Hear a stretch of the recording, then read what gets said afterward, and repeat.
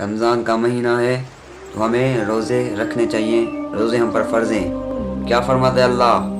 روزے صرف اس امت پر فرض ہیں؟ نہیں، روزے صرف اس امت پر فرض نہیں کیے گئے، بلکہ یا ایھا الذین آمنوا کتب علیکم الصیام کما کتب علی الذین من قبلکم لعلکم تتقون. اے مومنو، پہلی امتوں پر روزے فرض کیے گئے. حضرت آدم علیہ السلام کی امت 3 دن روزے رکھتی تھی، 13، 14، 15. نوح علیہ السلام ہر دن روزے سے رہتا تھا. اور کوئی امت 1 دن روزہ رکھتی تھی، 1 دن روزہ نہیں رکھتی تھی. کوئی امت 6 مہینے کے روزے ہوتے تھے، 6 مہینے وقف. اور کوئی امت 1 روزہ رکھتی تھی، 2 دن کے بعد افطاری کرتی تھی. ایسے روزے تھے. لیکن اللہ نے ہمیں رمضان دیا. 1 مہینہ، 11 مہینے کھاؤ پیو، لیکن 1 مہینہ اللہ کو دے دو، روزے رکھ لو. 11 مہینے کھاؤ تم، 11 مہینے تم کھاؤ. اور آپ ممبر پر چڑھ رہے تھے، آپ نے کہا آمین آمین آمین 3 دفعہ.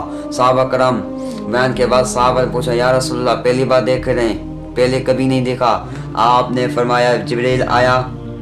جبریل نے کہا اللہ فرماتا ہے وہ شخص برباد اور تباہ ہو جس کی زندگی میں رمضان آئے اور وہ روزہ نہ رکھے. آپ نے کہا آمین. بد دعا اللہ دے رہا ہے، آمین ہمارا نبی کہہ رہا ہے. وہ بچے گا؟ نہیں بچے گا، ایسے کی تیسی ہو جائے گی اس کی. اور پھر دوسری بار آپ نے کہا، جبریل امین نے فرمایا اللہ کہہ رہا ہے جس کی زندگی میں ماں باپ پورے ہیں، زندہ ہیں، وہ اس کی خدمت نہ کرے، وہ بھی برباد اور تباہ ہو. آپ نے کہا آمین.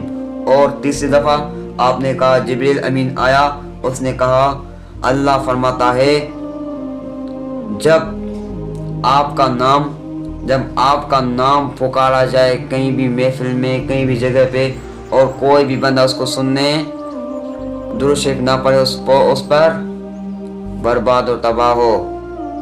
چھوٹا سا درود شریف صلی اللہ علیہ وسلم تو پڑھ سکتے ہیں. جب بھی ہمارے نبی کا نام آئے صلی اللہ علیہ وسلم پڑھا کرو.